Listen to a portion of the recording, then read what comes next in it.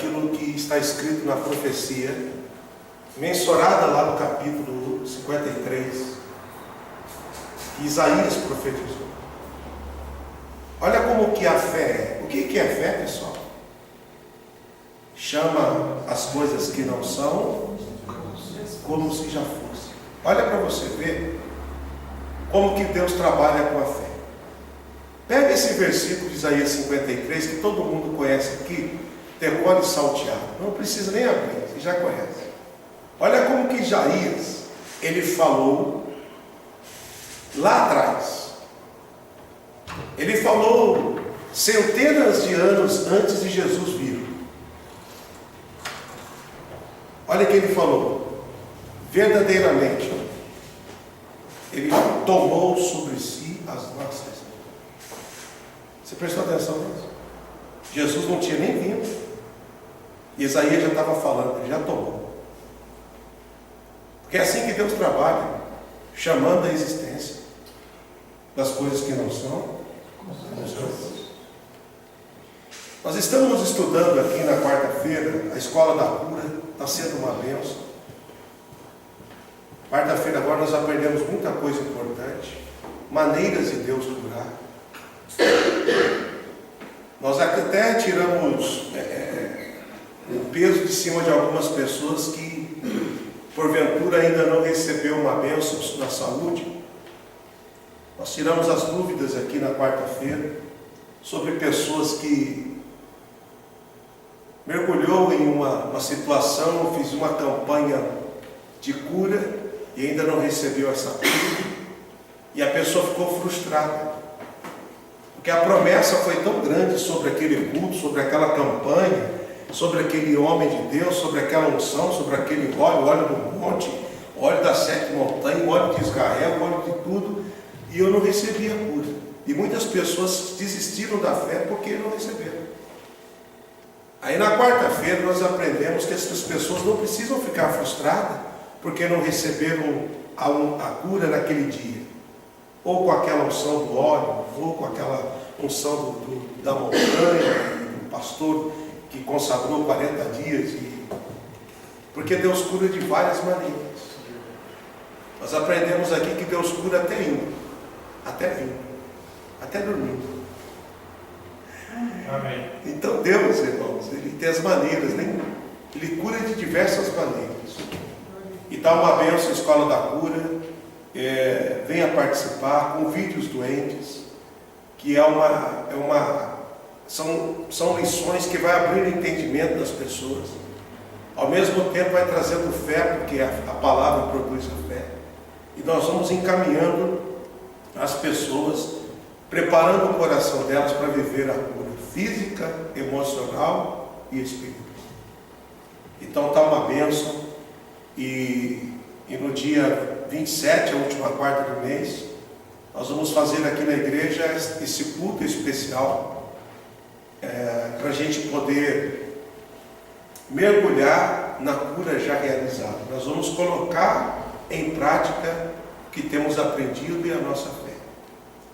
Todo mês agora nós vamos fazer um culto, já estou fazendo já há algum tempo. Tem gente que ainda não entendeu, mas tem gente que já entendeu. Toda a última quarta é um culto especial para a gente colocar em prática aquilo que temos aprendido durante o mês. Então, é para isso, não é nada mais, nada menos. Não é para colocar 10 pessoas a mais no culto, não. Isso é meninice. É para que nós possamos colocar em prática o que temos aprendido, tudo por causa de uma palavra. Se o homem é ouvinte, não é praticante, ele edificou sobre a areia. Então, quem quer edificar sobre a rocha? Amém. Então, você precisa colocar no teu coração, preciso ir, que hoje é o dia de colocar em prática o que nós temos aprendido. Por exemplo, na última quarta, nós vamos fazer aqui uma unção, ungir com óleo, vamos ministrar a cura, dentro daquilo que nós temos aprendido. Alguns vão ficar curados nesse dia, outros não. Ah, pastor, você está com pouca fé? Não é, não é entendimento. Outros vão ser curados indo, outros vindo, outros daqui um mês, outros não sei. E tem pessoas que nunca vão ser curadas.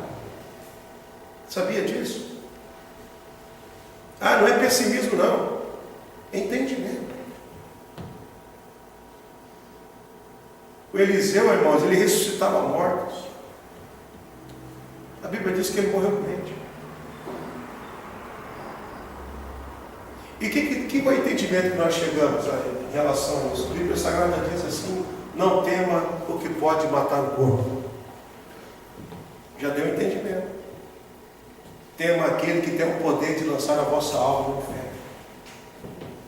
Ou seja, o temor não é sobre aquilo que vem e que pode atingir o corpo, mas o temor tem que estar sempre a Deus, porque tudo aqui é pó.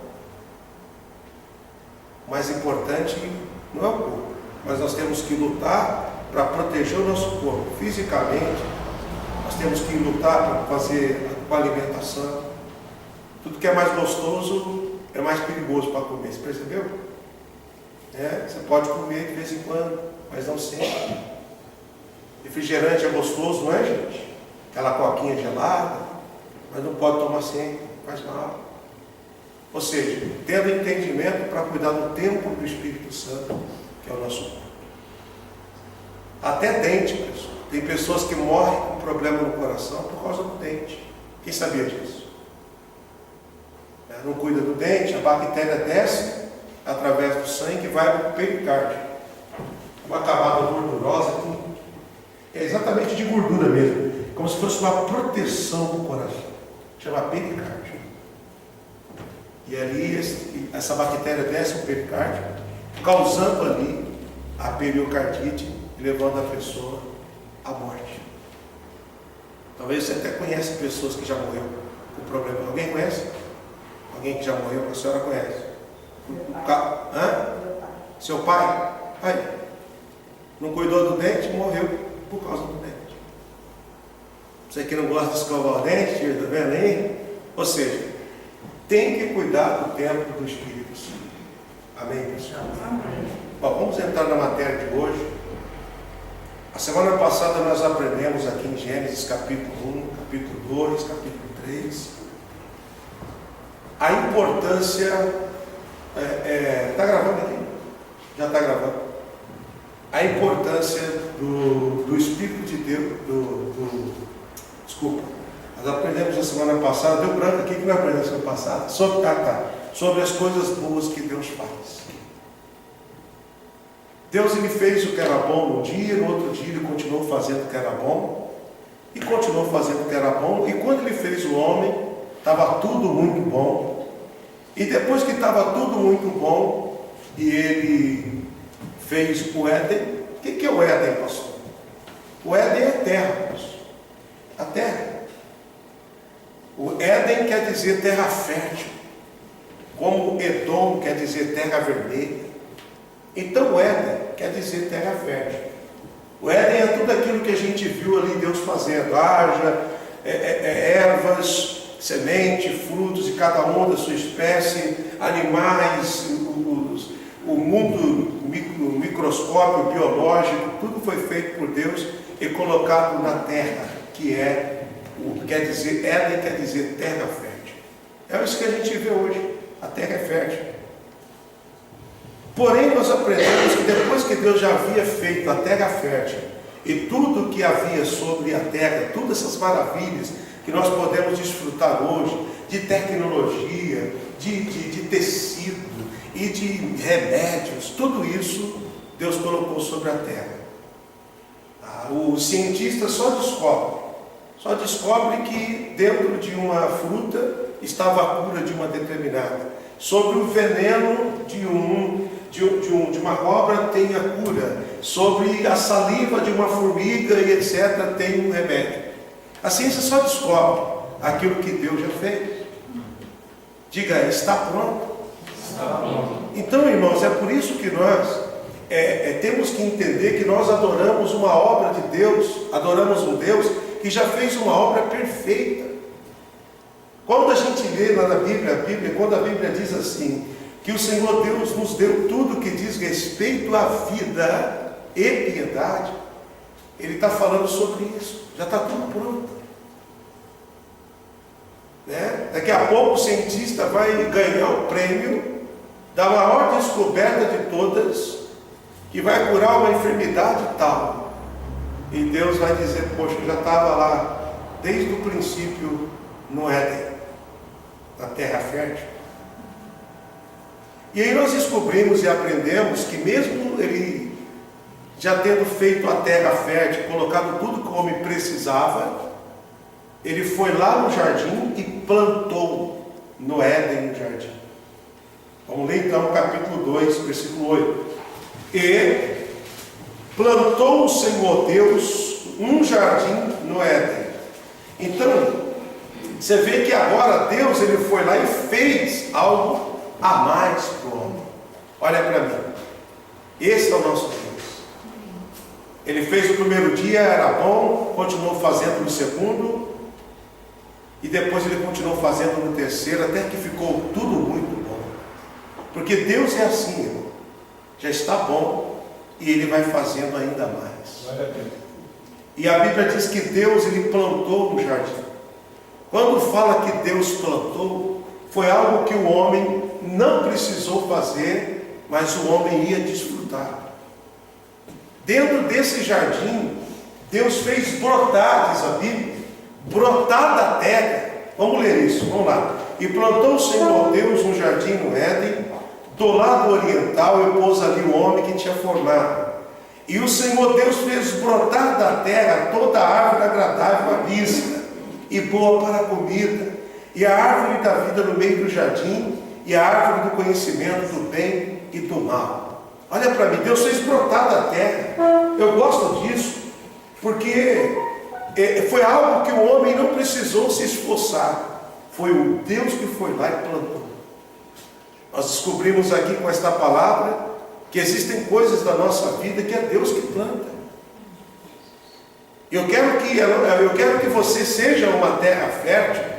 Eu creio que você é uma terra fértil, e sobre esta terra fértil que é você, Deus vai plantar muita coisa boa em nome de Jesus. Amém. E vai ser bênção para você e para a sua família.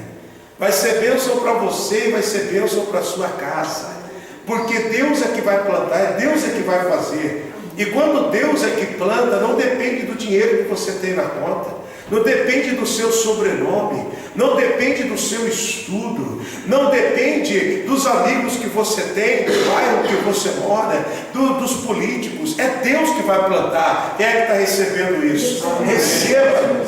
Receba isso, porque isso aqui é o excelente, isso aqui é o além da conta, isso aqui é o mais do que você pode imaginar, porque o Adão já estava ali no Éden, na terra fértil, ele olhava ali, tinha fruto para comer, tinha carne para comer, tinha tudo, tinha remédio, as ervas estavam todas ali, na verdade não precisava nem de remédio, porque não ficava doente, tinha tudo que ele precisava. Mas Deus falou assim: esse cara tem tudo o que ele precisa, mas eu quero fazer um pouco mais na vida dele. Deixa eu plantar um jardim. Diga glória a Deus.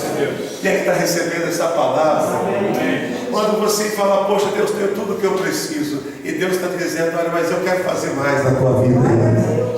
Eu creio nesta palavra. Amém. E o livro sagrado diz aqui: o Senhor Deus fez brotar.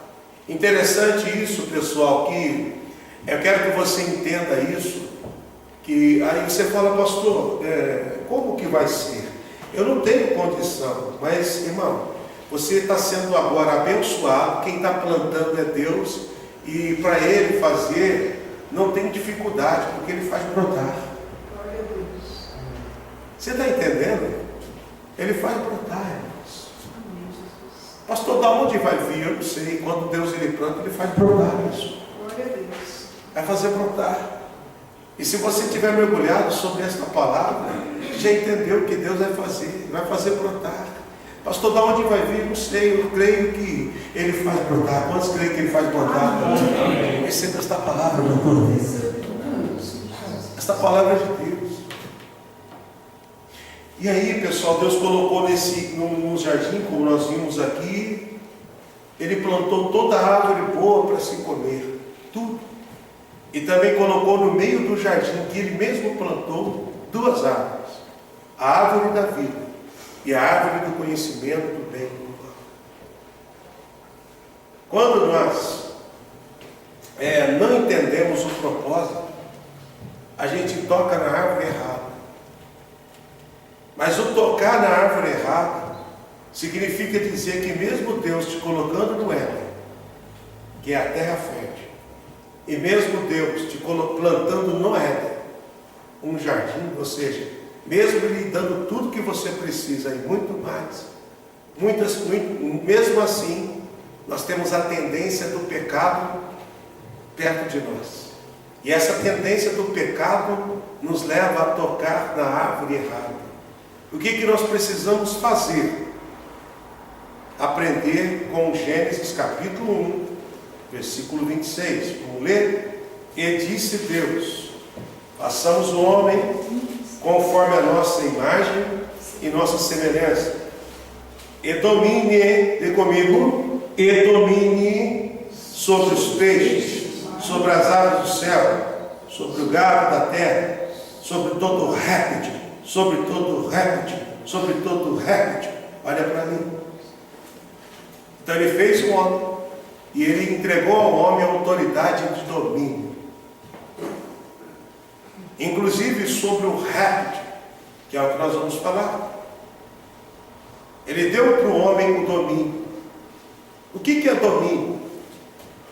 O domínio são atribuições, a capacidade de controlar. É como se Deus estivesse falando: olha, homem, eu criei você, eu coloquei você aqui, e além disso, além de te criar e criar tudo que você está vendo, eu estou te dando para você o domínio, a capacidade de controlar tudo isso. Quando a gente volta à origem da palavra, a informação original da palavra, a gente vê que Deus estava dizendo para Adão: você agora tem o poder de controlar. E depois que ele criou, olha só o versículo de número, ainda de número 9, agora capítulo 2, versículo 9. Vamos voltar lá. Ele plantou a árvore, no versículo 10. E saía do rio, do Éden, para regar o jardim. Olha que interessante. Saiu o rio do Éden, que era da terra, para regar o jardim. Então Deus é tão bom que do Éden saiu um rio para poder regar o jardim. Versículo 11. O nome do primeiro rio é Pison. Esse rodeia toda a terra que há lá, onde há ouro. Eu preciso achar esse rio. Nós precisamos achar esse rio aqui, gente. Está dizendo que tem ouro lá, hein? Colocar uma escavadeira lá, gente, voltar rico, né? Muito bem. E o segundo nome: e o ouro desta terra é muito bom, e ali há bidélio e pedra sardômica. O nome do segundo rio é Gion, e esse rodeia toda a terra de Cuxi. E o nome do terceiro rio é Tigre, e este vai para o lado oriental da Síria. E o quarto rio é o Eufrates. O 15. E tomou o Senhor Deus o homem, e que fez o que com o homem? E o pôs no jardim do Éden, para o guardar e para lavrar e guardar. Olha para mim. Então agora Deus pega. Por que ele fala jardim do Éden? Porque ele plantou um jardim no Éden, e ele pega o homem que está no Éden. Diga: o homem que está na terra fértil. Estava tudo muito bom. Aí Deus, o que ele faz? Ele pega o homem da onde estava muito bom, ele coloca no jardim. E lá, quando ele coloca o homem dentro do jardim, ele dá duas. Agora, a primeira coisa que quem lavrou primeiro foi Deus. Era a obrigação do homem, e Deus fez. Ele lavrou e plantou. Mas Deus agora coloca o homem dentro do jardim e fala para ele duas coisas: esse jardim aqui é tudo excelente, é mais do que você precisava. Mas você tem duas responsabilidades: continue lavrando e guardando. Pastor, mas como que Deus pediu para o homem guardar? Porque nós acabamos de ler no capítulo 1 que o homem tinha capacidade de guardar, porque Deus havia dado para ele o domínio. Quando nós não exercemos a informação original que Deus nos dá, que é o domínio, nós então deixamos de guardar. Se nós perdemos o domínio, se nós perdemos a autoridade, o nosso Éden, ou melhor, o nosso jardim vai ser invadido. A excelência que Deus deu vai ser invadida. O casamento vai ser invadido. A saúde será invadida. O emocional será invadido. Tudo é invadido. Por quê? Porque perdemos o original. Então, quando nós voltamos para a origem, voltamos para a ideia original de Deus, a gente vê que Deus ele deu para o homem o domínio. Digo, domínio é uma bênção dada a Deus, dada por Deus a mim. Diga, eu não posso perder isso. Então, quando eu perco o domínio, eu estou perdendo a capacidade de controlar. Então Deus falou para Adão: Adão, você está dentro desse jardim aí, e dentro desse jardim você tem que lavrar. Algumas pessoas acham que porque está no paraíso e está dentro do jardim que Deus fez, está desfrutando de coisa que ela não plantou, que Deus deu, que ela tem que parar de lavrar. Sempre vai ter que lavrar. Algumas pessoas, quando chegam dentro desse jardim, alcançou o máximo que Deus tem para dar, ela para de lavrar, não quer mais orar. Vir num culto a mais no mês da igreja já é um peso para ela. Não tem necessidade, não quer lavrar. Nós pregamos esses dias aqui que a maioria das pessoas que receberam milagres, elas não estão dentro da igreja, estão fora. É bíblico. 10% das pessoas que receberam curas extraordinárias estão no altar. 90% estão fora. Então, servir a Deus não é uma questão daquilo que Deus faz, é uma questão de entender que nós precisamos servir. A Bíblia Sagrada está mostrando para nós com clareza aqui que Deus colocou e falou: agora lavra e guarda. Mas antes Deus deu o domínio. Falou: você tem autoridade para controlar isso daqui. Irmão, a tua vida, a tua mente, os teus pensamentos, a tudo que está em volta de você, o mundo físico, o mundo espiritual, o mundo emocional, está sobre o seu domínio. Você tem autoridade para reger isso. Os seus pensamentos, você tem autoridade para reger eles. As emoções que que está te dominando, você tem autoridade para dominar elas. Esse pensamento de vingança, você tem que entender que você tem um pensamento de vingança, é uma tentativa de invasão do paraíso, do jardim que Deus plantou. Essa tentativa de invasão para poder frustrar o plano. Mas se você entendeu que você tem autoridade para dominar, para controlar, você não vai ser controlado por esta mágoa, você vai liberar perdão. Você não vai deixar o pensamento maligno te dominar, você não vai permitir, porque você tem o controle. Diga, eu tenho controle. Diga, isso não é uma informação original. Diga, eu creio nisso. Você tem autoridade. O domínio está sobre você. Então Deus não falou para Adão: olha, fica aí e pronto, se vira. Não. Primeiro ele falou: te dou o domínio. Agora você guarda. Quem tem o domínio aqui? Amém. Então você tem condição de guardar. Diga, eu tenho condição de guardar.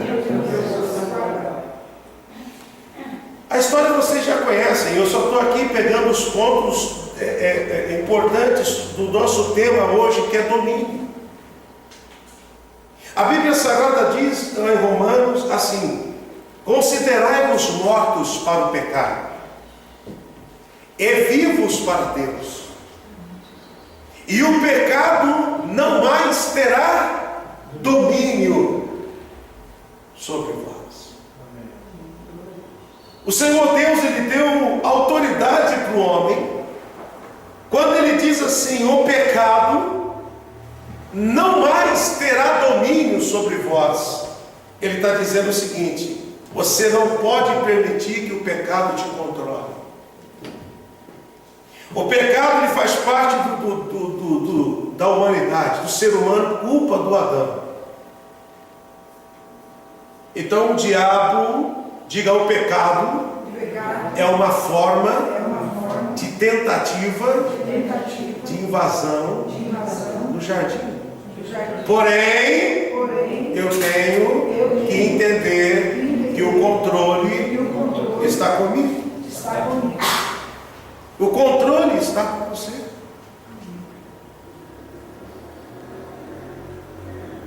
A atribuição de autoridade está nas tuas mãos. Então, quando o Senhor Deus, Ele fala através do homem de Deus: o pecado não mais terá domínio sobre vós, Ele estava dizendo o seguinte: você precisa entender que para o pecado não ter domínio, você precisa considerar morto para o pecado. Ou seja, você tem que se colocar numa situação incontrolável pelo pecado. Você tem que entender que você precisa se colocar numa situação incontrolável pelo diabo. Diabo, você não me controla, eu sou incontrolável por você, porque eu é que tenho o domínio. Quantos recebem esta palavra? Parece que é uma informação, parece que é uma banalidade, mas quando a gente vê aqui no começo da humanidade, Deus falando: vem aqui, te dou o domínio. Em outras palavras, Deus falou: eu te dou atribuição de autoridade, eu te dou o controle. Você tem responsabilidade agora de mudar tudo isso. Você lembra quando o Senhor Jesus, Ele chamou os seus discípulos em Lucas capítulo 10, versículo 19, e Ele diz: eis que vos dou o poder, eis que vos dou a autoridade. Em outras palavras, a partir de agora estou dando para vocês o controle, o domínio sobre os demônios.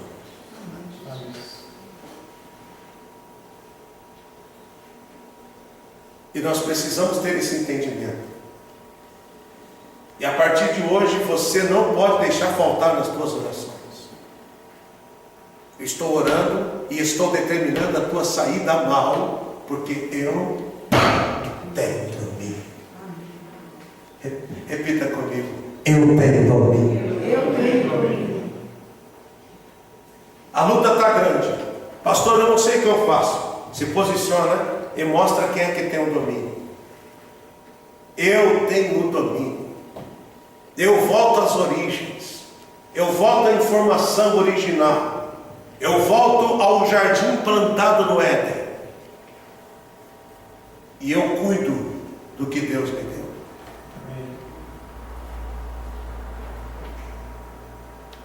Depois a gente vê o diabo conversando ali com a Eva, e toda a história a gente já conhece.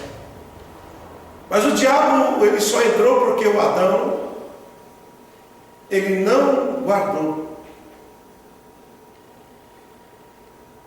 Então o problema não foi o fato de Adão e Eva terem comido do fruto.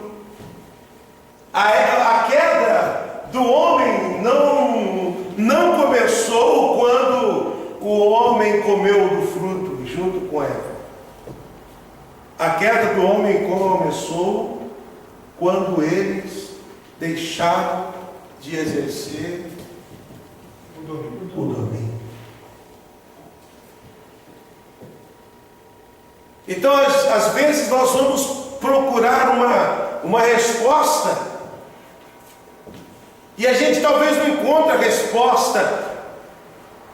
Mas por que eles comeram do fruto, já que eles tinham tudo para comer? Ou seja, pessoal, Eles tinham tudo para comer, não precisavam comer daquele fruto, mas eles foram comer exatamente o que não podia e o que não precisava.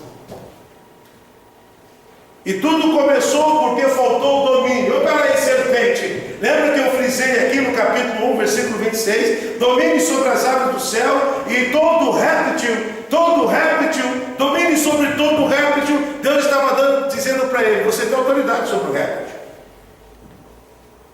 O Adão não percebeu que quando a serpente entrou como um réptil, ela entrou sobre o jardim que Deus havia plantado e tinha que dizer, vaza daqui. Não, eu quero que você fique aqui, pode ir embora. Fique lá na terra fértil, no Éden. No paraíso, não. Ou melhor, paraíso não, a gente fala paraíso, né? No jardim, não. Ou seja, você precisa entender que você tem autoridade para delimitar, para colocar limites para o réptil.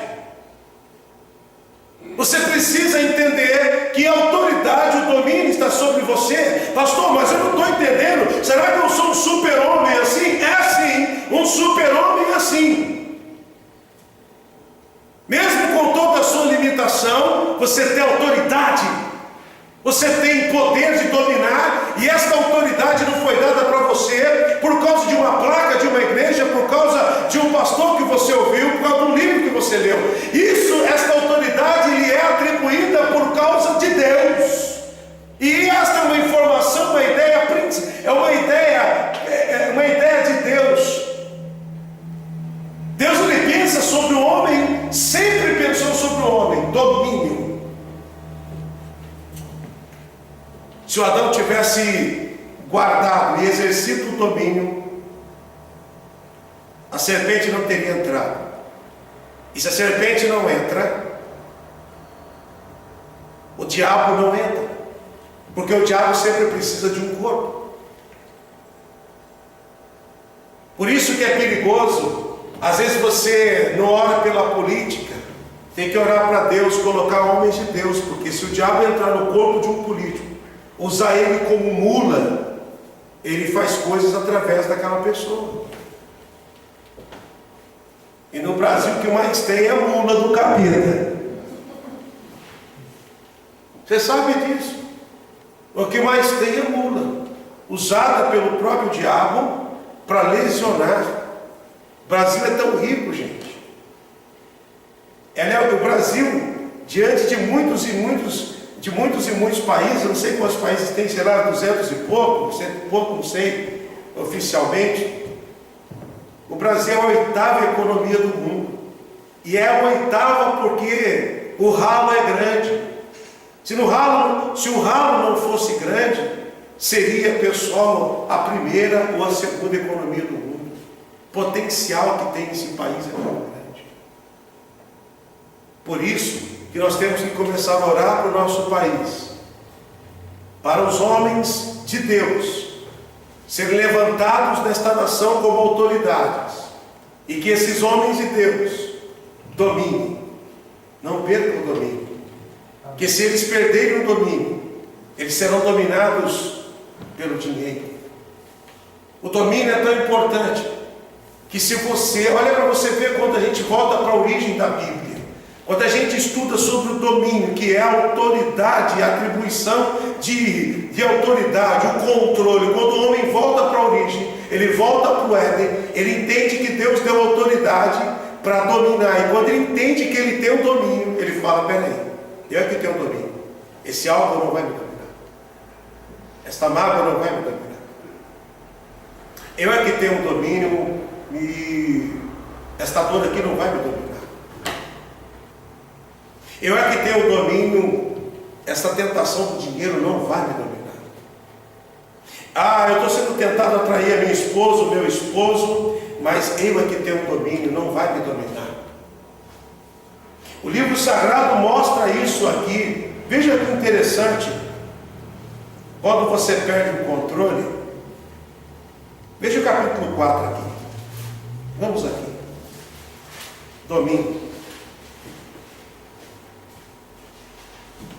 Quando a gente lê Mateus 6, a oração do Pai Nosso, Em algumas traduções, dependendo da tradução da sua Bíblia, sempre na Bíblia a Bíblia foi traduzida, pessoal. E a tradução tem erro na tradução? Sim, e muitos erros. Palavras que são parecidas, palavras que não encaixavam na adequação do português, eles tiveram que fazer para poder adequar a língua. Porque são diferentes.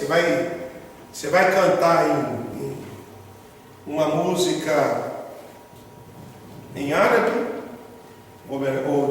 em hebraico, falando o que você está entendendo em português, muda completamente. O capítulo 4, versículo de número 5 diz assim. Vamos ver o versículo 5. Mas para Caim, a sua oferta ele não atentou, e irou-se Caim fortemente, e descaiu o seu semblante. Olha para cá.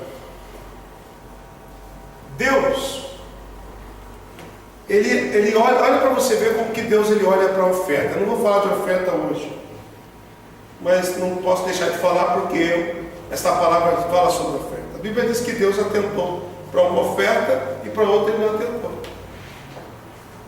Então não é o dar. Por isso que eu ensino vocês. É como dar. Como você dá, Deus chama a atenção de Deus. Mas interessante que o Caim ele percebeu que... Como que ele percebeu que Deus não olhou para a oferta dele?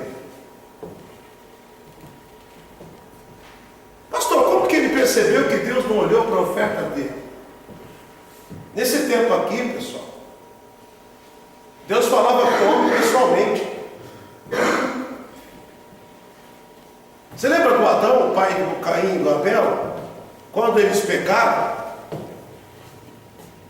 a Bíblia diz que Deus ia todos os dias, à tarde, falar com Adão.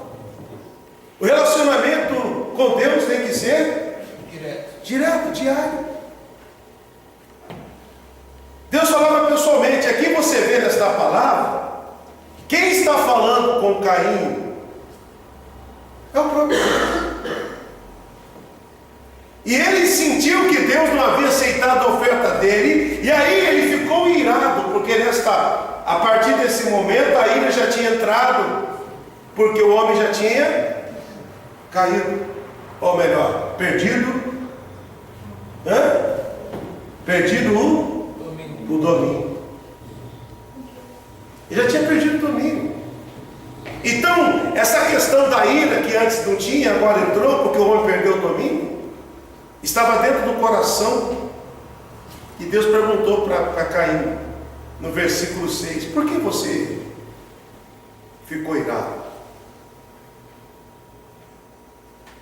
Então a ira entrou e começou a dominar o coração dele.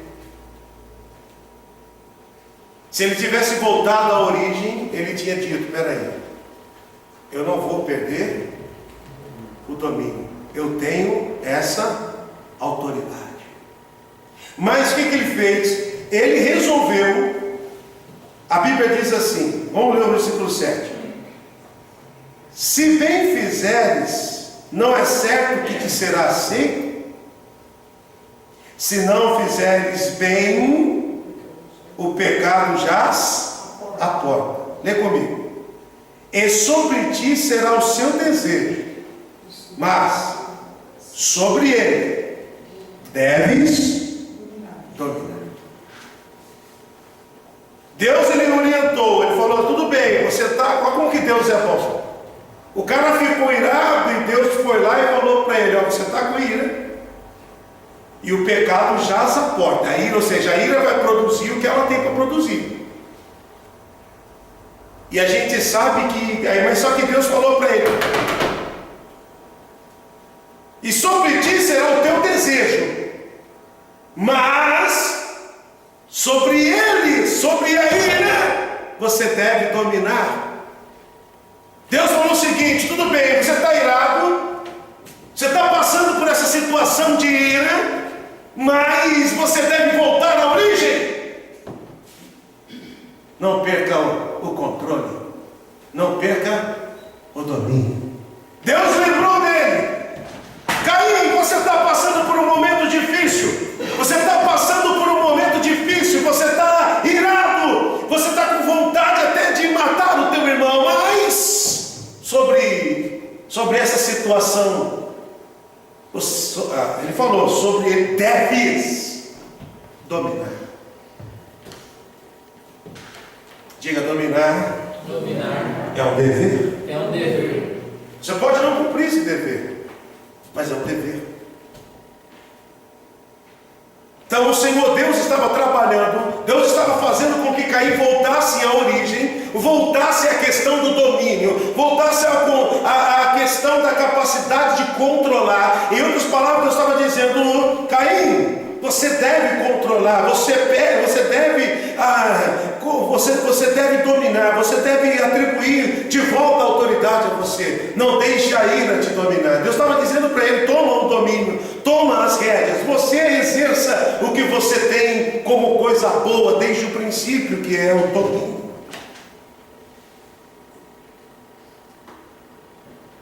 Versículo 8, a Bíblia diz assim: e Caim falou com seu irmão Abel. Sucedeu que, estando eles no campo, levantou-se Caim contra seu irmão Abel e o matou. Algumas Bíblias dizem assim: e chamou seu irmão Abel para ir ao campo. Tipo, Abel, vem aqui, vamos no campo comigo.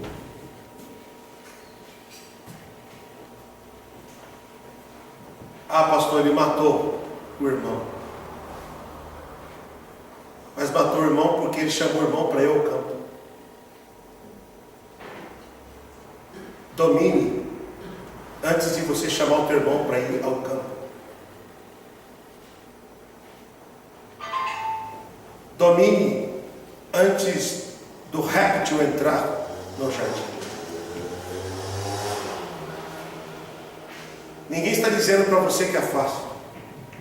É Deus dizendo para nós assim, desde o princípio: o que eu penso a respeito de vocês é que vocês tenham domínio. Amém. Eu gosto desta palavra. Então Deus falou assim no versículo 7: você deve dominar. Só que como ele não voltou para a origem, ele não dominou. E de dominador ele passou a ser dominado. E aí nasce o primeiro homicídio da terra. Falta de orientação? Não foi. Deus falou para ele, antes dele cometer isso: Caim, você deves dominar o que está te dominando.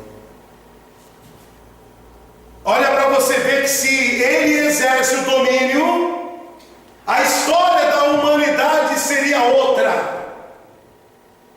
E Caim estava com ira sobre o seu irmão. E o Senhor Deus falou para ele: Caim, você está irado e você precisa dominar isso. E Caim aceitou o conselho de Deus, e ao invés dele ser dominado pela ira, ele dominou a ira e chamou o seu irmão e o abraçou e disse: me perdoe. Ah, que bonita que seria a história. Mas não foi possível porque faltou o domínio.